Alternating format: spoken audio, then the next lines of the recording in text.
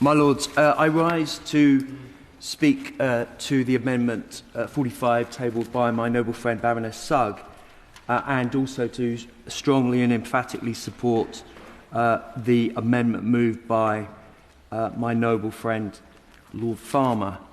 I am unconvinced as to whether at the present time this Amendment 45 does actually ameliorate the concerns about the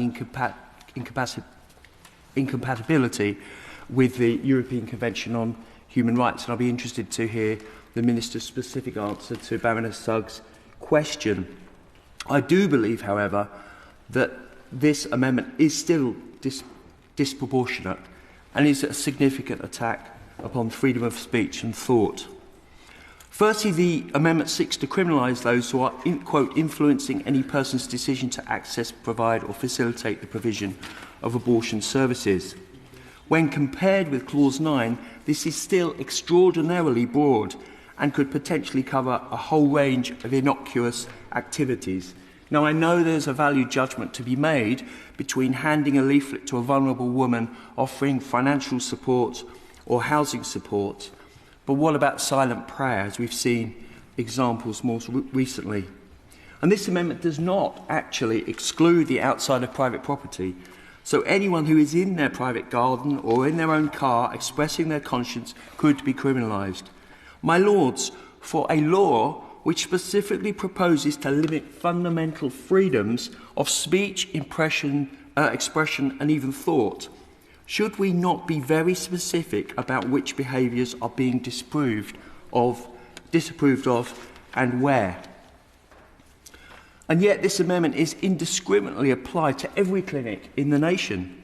And as noted, the behaviours prohibited are far too broad. Indeed, in Clause 9, the 150-metre arbitrary curtilage limit actually referred to the abortion clinic at Mattock Lane, Ealing in West London as an arbitrary figure, for an example. Those behaviours, such as standing silently if admitting to praying, are found to have influenced by standing silently, are included, and quite how that applies is moot. Police and the Crown Prosecution Service would be left altogether unclear under 45 about when to bring charges or to prosecute anyone who contravenes this proposed law. This will likely lead to the disproportionate allocation of resources to this issue, simply because it is so broad and vague.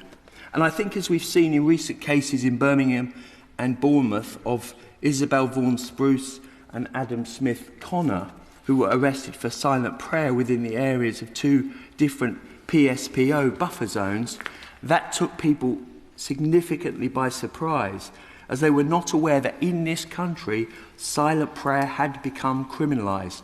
And I voted in the other place for the legislation in 2014, but it was never intended for such draconian use. These cases further highlight the dangers to free expression and belief that is inherent in these buffer zones. They demonstrate how we can quickly end up in the position whereby the specific act that could turn someone into a criminal is whether they had the particular thoughts in their head whilst in a buffer zone area. And I reiterate the comments of the noble Lord Weir. The mark of a free society is one that accepts the opinions which are unfashionable, which are held by a small number of people, and which one vehemently disagrees with, not those that one will necessarily agree with. I move quickly, as time is pressing, to the very sensible, balanced and reasonable amendment moved by my noble friend Lord Farmer.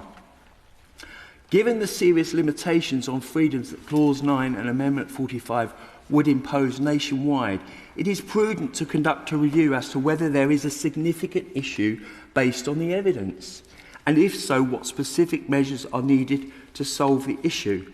Indeed, the reason Parliament declined to legislate on this matter in 2018 was specifically due to a lack of evidence that a law was indeed needed. And furthermore, it was found that the vast majority of clinics did not experience demonstrations.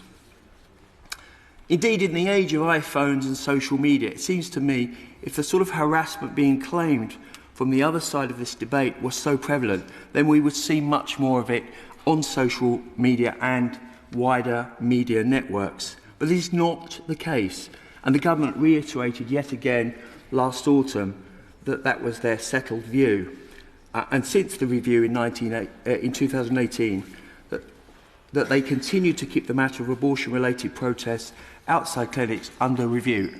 And very quickly, there are a huge portfolio of laws, specific bespoke legislation to deal with harassment and coercion and threats. Local Government Act 1972, Public Order Act 1986, Criminal Justice Act 1988, etc. It would be entirely illogical to, having declined to make disproportionate law in 2018 based on a lack of evidence, to make such a law now, as enunciated by Baroness Sugg in her support for Amendment 45, with a similar lack of evidence that it is needed. Finally, what are the proponents of this Amendment 45 afraid of? Our laws should be based not on anecdote, like the Dangerous Dogs Act 1991, but on proper, robust, empirical evidence. My Lords, I hope tonight, in any event, we can test the will of the House on that issue.